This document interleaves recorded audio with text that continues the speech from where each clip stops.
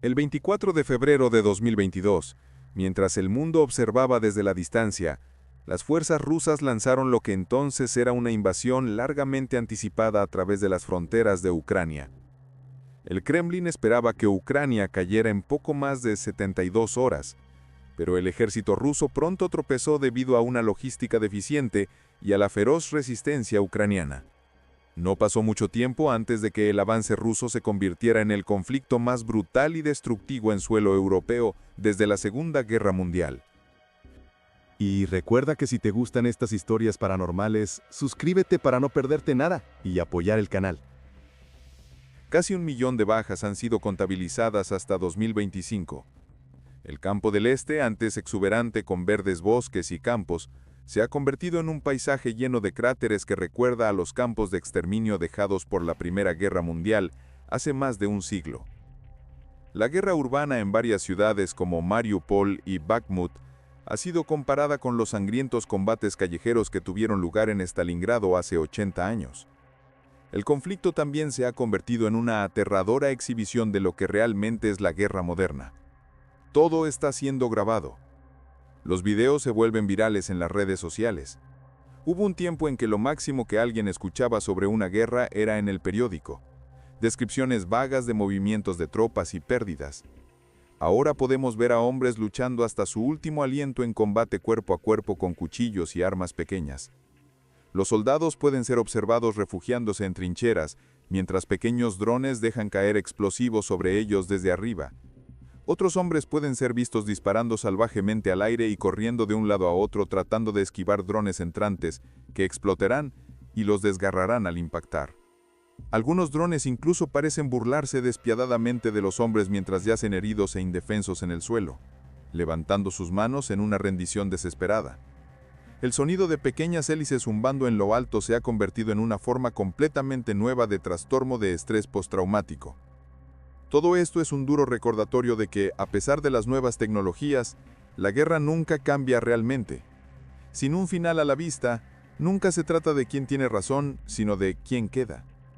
Pero hay algo que esta guerra ha producido similar a otras guerras. Con toda la pérdida de vidas y el caos, no ha tardado mucho tiempo para que los soldados de ambos bandos comiencen a compartir historias extrañas e inexplicables. Tal como lo cuentan los hombres que lucharon y continúan luchando incluso hoy. Esto es The Smoke Pit, y tiene lugar en la calma después de la violencia. Estas son las historias verdaderas de las cosas sobrenaturales que han encontrado en Ucrania. Mientras que el combate a gran escala entre Ucrania y Rusia no comenzaría hasta la invasión de 2022, la guerra realmente ha estado ocurriendo desde principios de 2014. En el contexto de la revolución ucraniana de la dignidad, Vladimir Putin capitalizó el vacío de poder dentro del gobierno de la nación, apoderándose de la península de Crimea bajo el pretexto de proteger a la población étnica rusa de la región. Situada en la costa del Mar Negro, Crimea también era un centro naval estratégicamente vital, lo que permitía a quien la controlara proyectar poder sobre las aguas de la región. Mientras las fuerzas rusas aseguraban la península, grupos separatistas prorrusos dentro del este y sur de Ucrania se levantaron contra el nuevo gobierno de orientación occidental, pronto enfrentándose con el ejército ucraniano.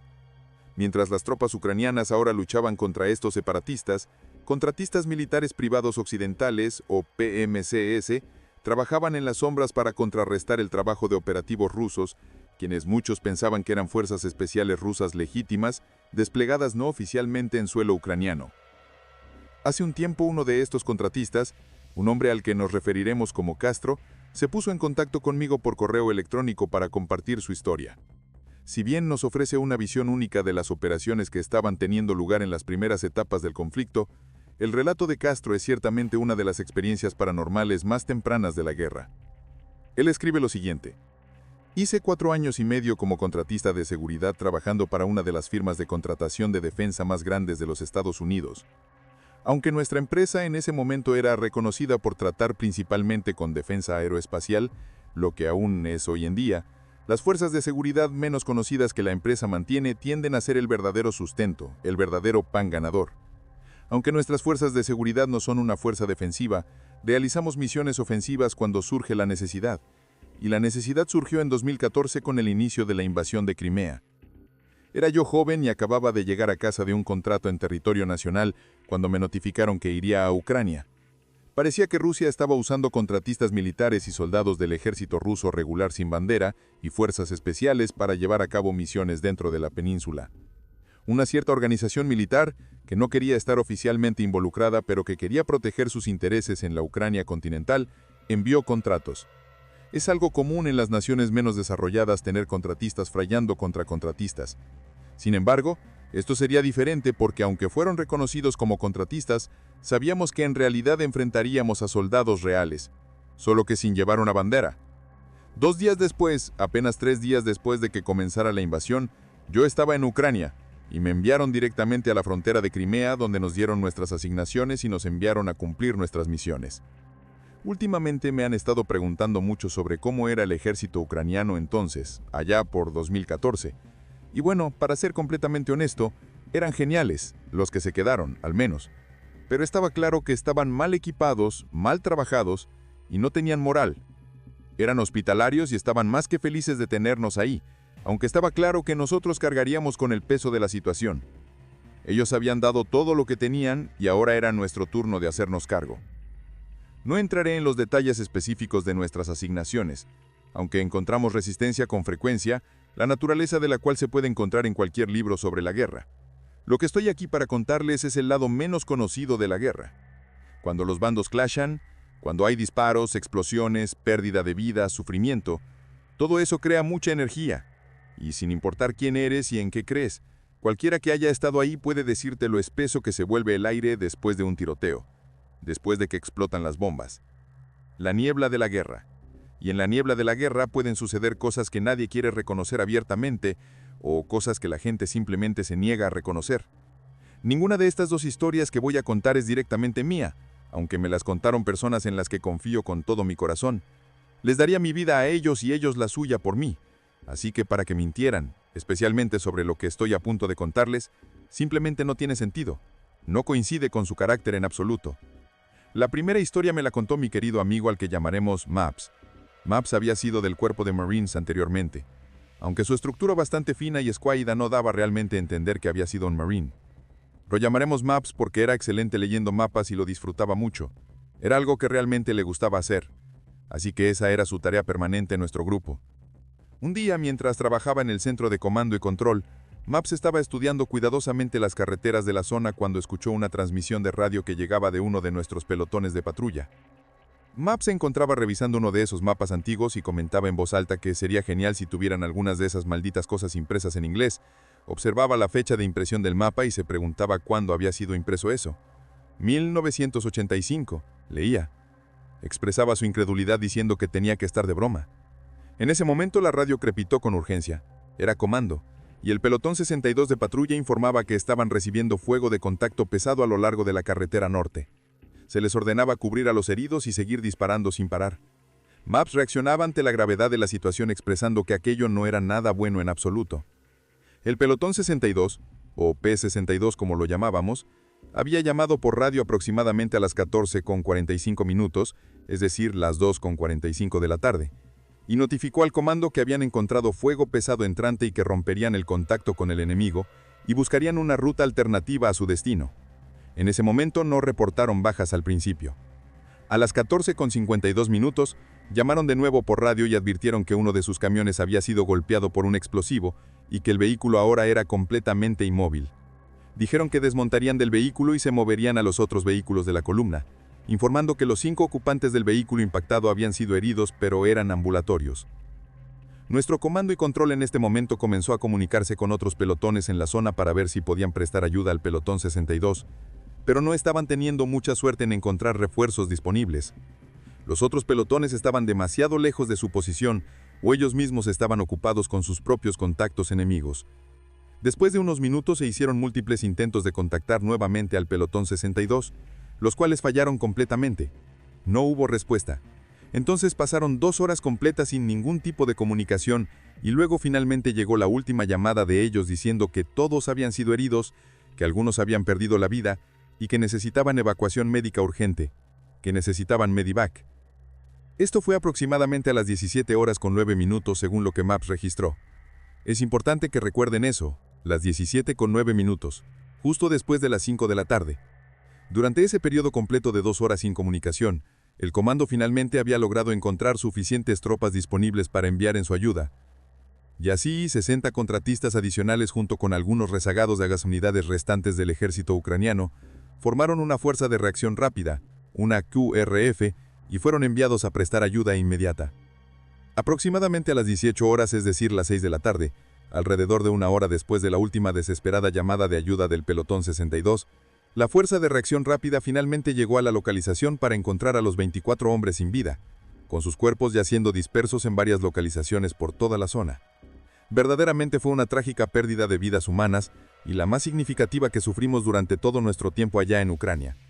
Pero había algunas cosas en toda esta situación que realmente no cuadraban, que no tenían sentido. Los lugareños de la zona declararon que un tiroteo de hecho había comenzado alrededor de las 14 horas y 45 minutos, exactamente cuando Maps recibió la primera llamada de radio del pelotón, y que los disparos se detuvieron después de solo aproximadamente una hora, con los atacantes haciendo un empuje agresivo y final sobre los 2 escuadrones que habían emboscado. Eso habría sido en algún momento antes o justo después de las 16 horas, es decir, las 4 de la tarde. Alrededor de este mismo tiempo, los lugareños afirmaron categóricamente que fue cuando ellos habían salido de sus casas y revisado a los contratistas después de que los atacantes se habían ido de la zona.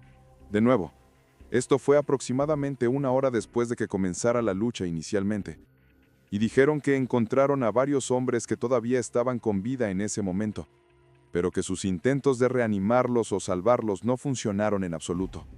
Los lugareños dijeron que la mayoría de los hombres habían sido alcanzados por disparos de armas de fuego y metralla varias veces, recibiendo múltiples impactos, y debido a que estaban preocupados y temían que las fuerzas atacantes regresaran para saquear y buscar equipo e información de inteligencia entre los contratistas caídos, decidieron marcharse rápidamente del lugar. Los lugareños dijeron que se quedaron en el lugar solo unos 20 minutos aproximadamente, y fueron absolutamente firmes y adamantes al decir que habían revisado cuidadosamente a los 24 contratistas uno por uno, y que todos los hombres habían perdido la vida antes de que ellos se fueran del lugar. Entonces, la pregunta que queda sin responder es esta. Si todo esto tuvo lugar alrededor de las 16 horas, las 4 de la tarde, y los lugareños confirmaron categóricamente que todos los hombres estaban sin vida para ese momento, ¿quién demonios hizo la última llamada de radio más de una hora después, a las 17 horas y 9 minutos, diciendo que necesitaban evacuación médica? La última llamada de radio que recibimos del pelotón 62 llegó exactamente a las 17 horas y 9 minutos y le dio a Maps la clara impresión de que el tiroteo había durado al menos 2 horas completas, no solo una hora como los lugareños afirmaban. Pero según todos los relatos y testimonios de los lugareños, todos ya habían fallecido para ese momento en que supuestamente se hizo esa última llamada. Es posible, por supuesto, que alguien haya sobrevivido y que la gente del pueblo simplemente no se diera cuenta de que todavía estaba con vida cuando revisaron los cuerpos. También es completamente posible que mintieran sobre que todos los hombres estaban sin vida cuando se fueron. Pero independientemente de todo eso, sí sé esto con certeza. El pelotón 62, que no es su indicativo de llamada real por razones de seguridad, se perdió en esa fecha específica, y en ese momento, los 24 hombres resultaron eliminados en una emboscada porque habían ido por un camino que nosotros ya sabíamos que había sido mapeado y marcado específicamente para emboscadas por parte del enemigo. Sabemos con certeza que la mayor parte de su equipo fue seriamente dañado durante el tiroteo, incluida la mayor parte de su equipo de comunicación, sus radios. Y también sabemos que la publicación oficial de información del incidente indicaba que había señales y evidencias que mostraban que alguien había intentado salvar a algunos de ellos mientras se desangraban lentamente. Posiblemente fueron los lugareños quienes intentaron ayudarlos. Independientemente de lo que realmente sucedió o de quien quiera que fuera la persona que hizo esa última llamada de radio solicitando evacuación médica, la dura realidad es que perdimos a 24 grandes tipos ese día, y extrañaré muchísimo a los que conocí personalmente. Esta siguiente historia que voy a contar sucedió mientras yo estaba en el lugar, en el sitio. Simplemente no fui parte directa del incidente específico que estoy a punto de contaros. El Task Force Blitz, o simplemente Blitz como todos lo llamábamos de forma abreviada, era un grupo de trabajo que había sido formado específicamente para hacer justamente eso, para frenar y retrasar cualquier avance que fuera hecho por los rusos en la zona. No era para nada raro o inusual que nos dieran mapas que estaban muy desactualizados o incompletos, lo que inevitablemente llevaba a bastante confusión cuando nos encontrábamos con caminos o pueblos enteros que no estaban marcados en absoluto en esos mapas antiguos. El GPS estaba técnicamente funcionando en la zona, pero debido al clima tan adverso en ese momento, la mayoría de nuestras unidades de GPS no funcionaban correctamente o de manera confiable en absoluto. De ahí precisamente por qué confiábamos tanto en esos mapas físicos viejos y en nuestro querido amigo Maps, que él mismo se estaba frustrando cada vez más debido a la absolutamente pésima calidad de los mapas que teníamos disponibles. Mientras nos dirigíamos en convoy hacia una asignación específica, las unidades que iban al frente de nuestra columna de vehículos informaron por radio haber visto un pequeño grupo de aproximadamente 40 casas y edificios ubicados a media milla al este de la carretera principal por la que estábamos viajando. Por supuesto, como era de esperarse, nuestros mapas no mostraban este pueblo en absoluto, y como no podíamos confirmar si equipos anteriores lo habían despejado y asegurado previamente, decidimos que deberíamos registrar y buscar en el pueblo nuevamente por si acaso. Entonces mi escuadrón de 10 hombres y otros 10 tipos adicionales desmontaron de los vehículos y se acercaron cuidadosamente al pueblo acompañados por 2 intérpretes armados, tipos del ejército ucraniano que hablaban inglés lo suficientemente decente y comprensible como para poder acompañarnos en la misión. Mi escuadrón se acercó desde el suroeste del pueblo, mientras que el otro escuadrón se aproximó desde el noroeste. Manteniendo comunicaciones constantes por radio mientras nos acercábamos cautelosamente, identificamos una estación de gasolina, aproximadamente 25 casas residenciales y bloques de apartamentos, en total, lo que parecía ser un edificio de tipo gubernamental o administrativo, y otras estructuras diversas que francamente no podría identificar de qué se trataban. Entonces, poco a poco, metódicamente fuimos cleanando cada edificio uno por uno. Desafortunadamente encontramos personas sin vida en el camino durante nuestra búsqueda.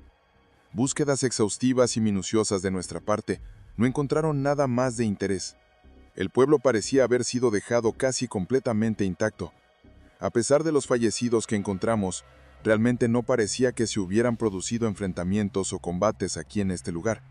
No había cráteres de explosiones por ningún lado, no había agujeros de bala en las paredes de los edificios, absolutamente nada que indicara combate. Era casi como si todos los habitantes simplemente hubieran empacado sus cosas y se hubieran ido voluntariamente del lugar. Pero mientras estábamos terminando y completando la búsqueda final de este pueblo, el otro escuadrón salió de repente de un bloque de apartamentos trayendo consigo a 2 niños pequeños y un perro. Estaban completamente demacrados, claramente muertos de hambre y desnutridos. Entonces nuestros médicos del equipo comenzaron inmediatamente el tratamiento médico en ellos, mientras establecíamos un perímetro defensivo alrededor de la zona y esperábamos a que llegara un pelotón de evacuación para recogerlos. Los niños fueron finalmente recogidos por el pelotón de evacuación y nosotros continuamos con nuestra misión. Más tarde ese mismo día, pude hablar extensamente con los tipos que habían encontrado a los niños y al perro en ese apartamento. Y de nuevo, aquí es donde comienza lo verdaderamente inexplicable de esta historia. Uno de los soldados comentaba que aquello no estaba bien, que la puerta estaba completamente cerrada con llave. Otro sugirió entonces que la forzaran para abrirla, preguntando si Dima tenía la barra de halógeno necesaria para hacerlo. Dima confirmó que por supuesto que la tenía con él, y le pidieron que los metieran allí adentro, que forzara esa puerta. Entonces, justo cuando estaban a punto de meter la barra en el marco de la puerta para forzarla, el soldado que había dicho inicialmente que la puerta estaba cerrada con llave, expresó súbitamente confusión total, porque de repente, inexplicablemente, la puerta ya no estaba cerrada en absoluto. Les pidió a los demás que esperaran un segundo, que se detuvieran. Uno de ellos preguntó entonces si los demás también escuchaban aquello, refiriéndose claramente a algún tipo de voz o sonido. Otro confirmó que sí, que definitivamente la escuchaba también. Le preguntaron específicamente a Dima si había logrado captar o entender que ella, porque parecía ser una voz femenina, estaba diciendo exactamente. Dima respondió que no había logrado entender las palabras específicas, pero que definitivamente, sin lugar a dudas, era alguien hablando en ucraniano. Los hombres que encontraron a los niños en ese apartamento eran miembros de otro escuadrón diferente al mío, a quienes llamaré Delta, Tango y Papa para proteger sus identidades. Tango y Papa estaban actuando en la vanguardia dentro del edificio, mientras que Delta estaba cubriendo y asegurando la parte trasera del edificio desde el exterior. Los tres llegaron entonces juntos a la puerta de un apartamento específico, y los tres confirmaron entre ellos que la puerta estaba firmemente cerrada con llave, completamente asegurada. Así que se prepararon para forzarla usando una herramienta de halógeno que llevaban con ellos. De repente, según exactamente lo expresaron y me lo contaron, la puerta simplemente se abrió de golpe por sí sola justo antes de que pudieran ni siquiera meter la barra metálica en el marco de la puerta para aplicar la fuerza necesaria. Y lo que fue aún más extraño, desde dentro del apartamento ahora abierto, los tres escucharon claramente lo que ellos todos percibieron como un susurro alargado y fantasmal. Delta en particular afirmó categóricamente que el susurro era lo suficientemente fuerte y claro como para que él pudiera determinar con certeza que era algo que estaba siendo dicho. Palabras reales, y cito textualmente sus palabras, distintamente en idioma ucraniano, aunque admitió que no pudo confirmar o entender qué palabras específicas se dijeron exactamente en ese susurro. Los tres procedieron entonces a mantener cautelosamente su posición defensiva justo afuera de la puerta del apartamento, hasta que llegaron contratistas adicionales como refuerzo. Cuando finalmente entraron todos juntos al apartamento para registrarlo, eventualmente encontraron a los dos niños pequeños y al perro escondidos dentro del armario de la sala de estar, completamente cubiertos y envueltos por varias prendas de ropa gruesa que alguien había puesto sobre ellos, presumiblemente para mantenerlos calientes. Una mujer fue encontrada más adelante por el casellón dentro de uno de los dormitorios del apartamento. Dijeron que por el estado del cuerpo, parecía que había estado sin vida al menos durante varios días, si no al menos una semana completa para ese momento en que la encontraron. Se creía y determinó que sus heridas eran el resultado de una agresión brutal y violenta que había sufrido. Antes de que yo hubiera escuchado personalmente esta historia de boca de estos tipos, ya había oído de otras fuentes y posteriormente se confirmó oficialmente que un pelotón de evacuación había visitado y registrado ese mismo pueblo exactamente unos 5 días antes de que nosotros llegáramos, seguido apenas 2 días después por otro grupo de trabajo diferente que también lo registró. Ninguno de estos dos grupos anteriores informó en sus reportes oficiales haber encontrado niños ni a esta mujer cuando estuvieron despejando y registrando el pueblo en sus respectivas misiones. Pero lo que fue aún más perturbador es que se determinó e investigó más tarde que miembros específicos del mismo pelotón de evacuación que había estado allí 5 días antes habían cometido crímenes graves contra mujeres y niños mientras estaban supuestamente buscando y asegurando el pueblo. El marco de tiempo exacto de cuando ellos estuvieron en ese lugar aparentemente coincide y se alinea perfectamente con el momento estimado de su fallecimiento según el análisis forense del cuerpo. Volviendo específicamente a la historia de estos tipos, de Delta, Tango y Papa, lo que realmente me destaca y me parece más significativo de todo el incidente es el asunto de la puerta cerrada con llave. Porque los tres hombres confirmaron independientemente entre ellos, sin lugar a dudas, que esa puerta estaba completamente cerrada y asegurada con llave, y que ellos estaban literalmente a punto de derribarla por la fuerza antes de que simplemente se abriera de golpe por sí sola de manera completamente inexplicable. Diré y afirmaré que Tango y yo trabajamos juntos personalmente varias veces más después de nuestra rotación y tiempo en Ucrania, y él se estableció y demostró ser un gran contratista con un fuerte carácter moral y ético. Sé perfectamente bien por todo mi tiempo trabajando con él que no alimentaría ni participaría en una mentira o invención. Así que realmente creo firmemente que esto sucedió exactamente como me lo contaron. En cuanto a saber exactamente por qué esa puerta simplemente se abrió de golpe por sí sola de esa manera, vuestra suposición es honestamente tan buena como la mía. No tengo una explicación racional. Pero personalmente creo que esa mujer, en cualquier forma o estado en que estuviera en ese momento después de su fallecimiento, estaba de alguna manera aguantando, permaneciendo ahí, cuidando y vigilando a sus hijos desde más allá. Tal vez quería estar ahí presente para recibirlos y acompañarlos cuando finalmente cruzaran al otro lado. Realmente no lo sé con certeza.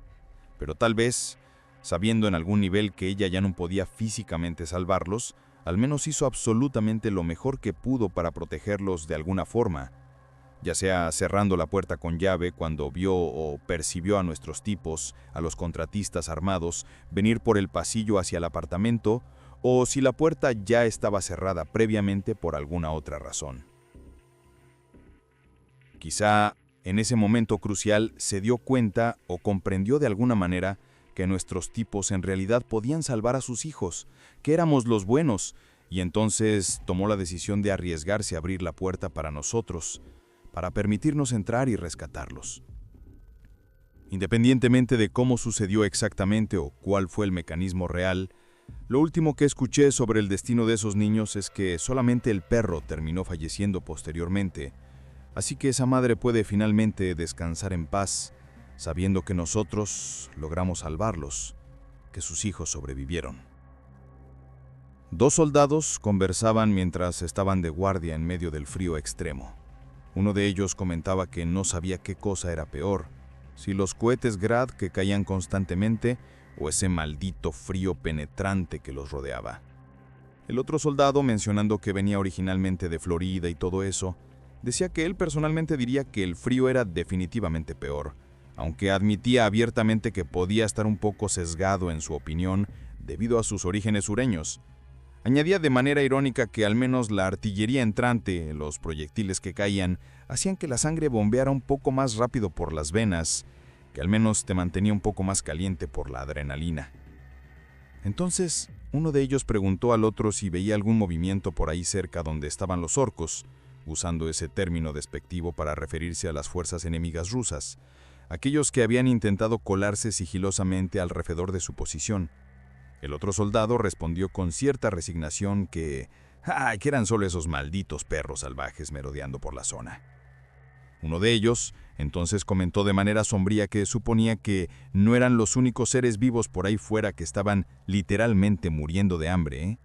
Era una observación deprimente sobre la situación general. Avanzamos rápidamente en el tiempo 8 años completos después de las experiencias de contratista de Castro allá en 2014. Cuando las fuerzas rusas lanzaron finalmente su invasión a gran escala en el crudo invierno de 2022, muchos extranjeros de todos los rincones del mundo, de diferentes países y continentes, rápidamente comenzaron a moverse y viajar para ayudar activamente en la defensa de Ucrania contra la agresión. Aunque sus números son supuestamente solo de unos pocos miles de personas, tal vez entre 3 y 5 mil según diferentes estimaciones, los hombres y mujeres de lo que ahora se llama oficialmente la Legión Internacional Ucraniana están muy activos y presentes en las líneas del frente de la guerra y han participado directamente en varios de los principales y más sangrientos enfrentamientos del conflicto hasta la fecha actual. Mientras se enfrentan regularmente cara a cara con las fuerzas rusas en el campo de batalla, parecería que los miembros de la Legión también han tenido sus propios encuentros escalofriantes y perturbadores con los fenómenos paranormales cada vez más crecientes que están siendo generados por la naturaleza absolutamente espantosa y brutal de esta guerra.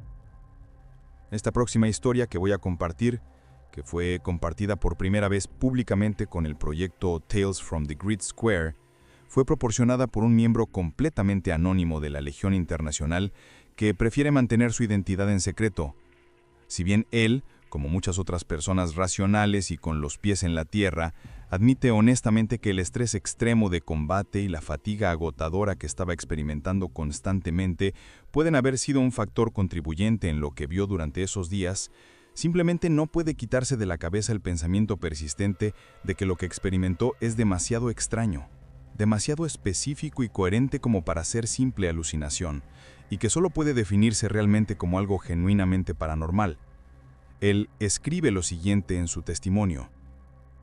Serví como voluntario en la Legión extranjera ucraniana y una vez en particular, en el lapso de una misión de 3 días completos, experimenté algo que simplemente no pude explicar de ninguna manera racional. Nuestra posición asignada era una casa modesta situada en el borde mismo de un pequeño pueblo cerca de la frontera entre el Oblast de Kharkov y el Oblast de Lugansk. En pocas palabras y sin exagerar en absoluto, era absolutamente miserable estar ahí. El lugar completo era como algo sacado directamente de una película apocalíptica de Hollywood. Estoy prácticamente seguro, casi completamente convencido, de que esta casa en la que estábamos atrincherados literalmente era la última casa intacta que quedaba en pie en todo este pueblo entero. El resto del lugar por completo, todo el pueblo por el que tuvimos que patrullar cuidadosamente en nuestro camino hacia allá cuando llegamos inicialmente, era simplemente un montón enorme de escombros, edificios derrumbados y cuerpos sin vida dispersos por todos lados. Todo en ese lugar parecía estar en llamas o humeando prácticamente todo el tiempo, las 24 horas del día. Y como era pleno invierno, el invierno ucraniano que es brutalmente frío, la nieve a veces se acumulaba y llegaba literalmente hasta la rodilla de profundidad, haciendo que moverse fuera extremadamente difícil y agotador. Añadid a todo eso, los bombardeos constantes e incesantes que llovían sobre la zona, las aeronaves sobrevolando constantemente y el riesgo permanente y aterrador de que el enemigo encontrara una forma de infiltrarse y entrar detrás de nuestra posición y destrozarnos a todos en nuestro sueño. Era simplemente un lugar horrible y difícil para estar, para sobrevivir cada día.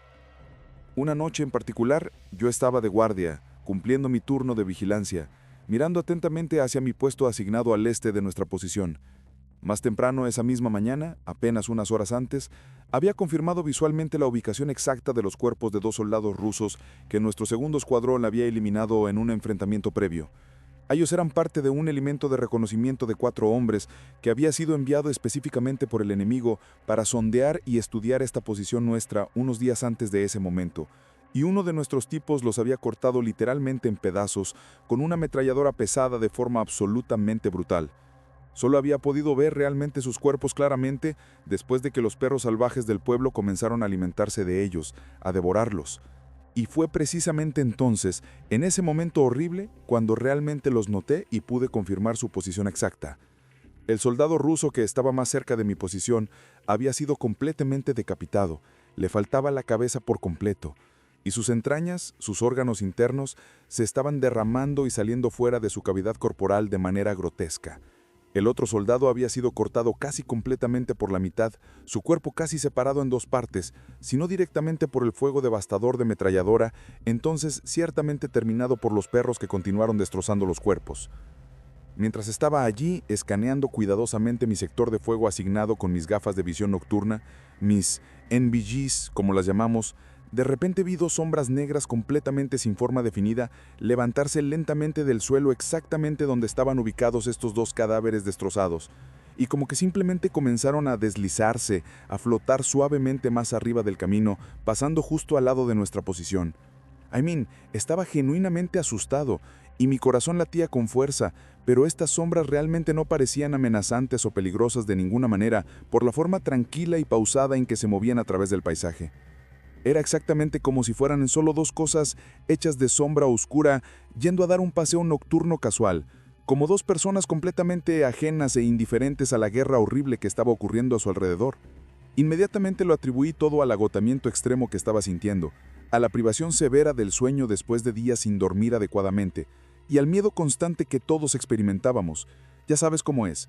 Cuando estás buscando algo específico o esperando ver algo, entonces naturalmente tiendes a verlo incluso si no está realmente ahí. Tu mente te juega malas pasadas. Y luego también estaba el hecho bien conocido de que las gafas de visión nocturna tienden a jugar seriamente con tu cabeza y hacerte ver todo tipo de cosas extrañas después de mirar a través de ellas durante demasiado tiempo seguido. Tus ojos se cansan y empiezas a ver cosas. Anteriormente, en otras ocasiones durante mi despliegue, ya había visto personas fantasmas y figuras de sombra a través de mis dispositivos de visión nocturna en diferentes momentos.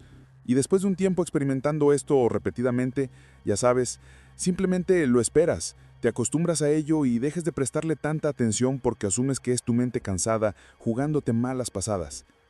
Pero entonces, el tipo con el que estaba haciendo guardia esa noche, nuestro médico del equipo y además un médico real con título médico, conocido por todos nosotros por ser una persona muy seria y profesional, del tipo que absolutamente no se anda con tonterías ni bromas sobre nada, este hombre de repente me susurró con un claro toque de conmoción y genuino terror en su voz, con la voz ligeramente temblorosa: ¿ves eso? ¿Estás viendo lo mismo que yo? Completamente sorprendido de descubrir que no era solamente yo el único que estaba viendo estas cosas, que ahora otra persona también las estaba presenciando, respondí rápidamente que sí, que definitivamente podía verlas también.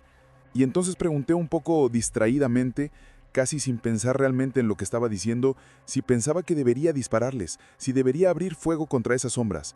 Y él respondió con voz firme pero extrañamente resignada: no, Creo sinceramente que el momento para eso, para eliminarlos, ha ido y venido, hace mucho tiempo ya. Solo déjalos hacer su cosa, déjalos en paz. Así que ambos simplemente nos quedamos allí observando en completo silencio a estas dos figuras negras e informes moviéndose lentamente por la calle destruida frente a nosotros, flotando de manera antinatural, y eventualmente, después de varios minutos de vagar, flotaron de regreso exactamente donde estaban los cuerpos físicos de los soldados y como que simplemente se hundieron de nuevo en ellos, desapareciendo dentro de los cadáveres como si fueran absorbidas. El resto de la noche transcurrió de manera bastante tranquila, en comparación, relativamente sin incidentes mayores. Recibí algo de fuego de ametralladora procedente de un transporte blindado de personal, un BTR como lo llamamos, y tuve algunos cohetes Grad que cayeron y explotaron ahí afuera enfrente de la casa donde estábamos posicionados, pero honestamente nada fuera del ordinario para ese lugar, nada que no hubiéramos experimentado ya antes múltiples veces. La noche siguiente me tocó estar de guardia otra vez, solo que esta vez me asignaron observar desde la ventana del lado sur de la casa en lugar del este. Ahora bien, justo al lado de esta casa nuestra, había un pequeño cobertizo de almacenamiento bastante deteriorado, y frente a ese cobertizo había otro edificio que había sido completamente nivelado y destruido, excepto por dos paredes exteriores que aún permanecían en pie, y parte de un alero del techo que todavía colgaba precariamente, formando entre estas estructuras un callejón corto y estrecho. Entonces, desde mi posición en la ventana sur, podía mirar directamente hacia abajo a lo largo de ese callejón. Tenía una vista perfecta de él. Yo tenía conmigo un visor térmico civil realmente muy bueno y de alta calidad que había traído, pero honestamente no recuerdo cuál era el modelo específico exacto. Por alguna razón que no podía explicar racionalmente, seguía queriendo mirar constantemente a ese callejón específico. Me sentía atraído a mirarlo. La imagen mental, la visión de algún soldado ruso escabulléndose sigilosamente a través de ese callejón para acercarse y dispararme a mí y a mi compañero de guardia en un lado de la cabeza por sorpresa, esa imagen simplemente seguía reproduciéndose una y otra vez de manera obsesiva. No podía quitarme ese pensamiento de encima. Simplemente me perseguía constantemente, pero lo atribuí principalmente a los nervios normales que todos experimentábamos. Ya sabes cómo es. Cuando estás buscando algo específico o esperando ver algo, entonces naturalmente tiendes a verlo incluso si no está realmente ahí. Tu mente te juega malas pasadas. Y luego también estaba el hecho bien conocido de que las gafas de visión nocturna tienden a jugar seriamente con tu cabeza y hacerte ver todo tipo de cosas extrañas después de mirar a través de ellas durante demasiado tiempo seguido. Tus ojos se cansan y empiezas a ver cosas. Anteriormente, en otras ocasiones, durante mi despliegue, ya había visto personas fantasmas y figuras de sombra a través de mis dispositivos de visión nocturna en diferentes momentos. Y después de un tiempo experimentando esto repetidamente, ya sabes, simplemente lo esperas. Te acostumbras a ello y dejas de prestarle tanta atención porque asumes que es tu mente cansada jugándote malas pasadas. Pero entonces, el tipo con el que estaba haciendo guardia esa noche, nuestro médico del equipo, y además un médico real con título médico, conocido por todos nosotros por ser una persona muy seria y profesional, del tipo que absolutamente no se anda con tonterías ni bromas sobre nada, este hombre de repente me susurró con un claro toque de conmoción y genuino terror en su voz, con la voz ligeramente temblorosa: ¿ves eso? ¿Estás viendo lo mismo que yo?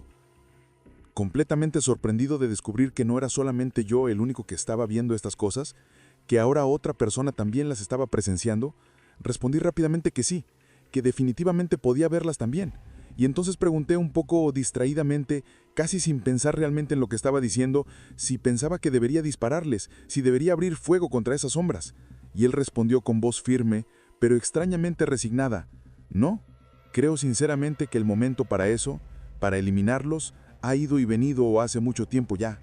Solo déjalos hacer su cosa, déjalos en paz.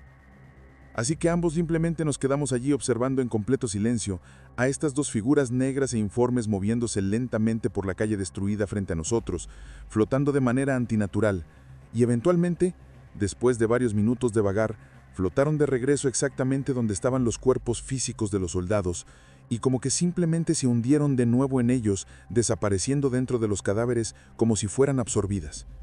El resto de la noche transcurrió de manera bastante tranquila.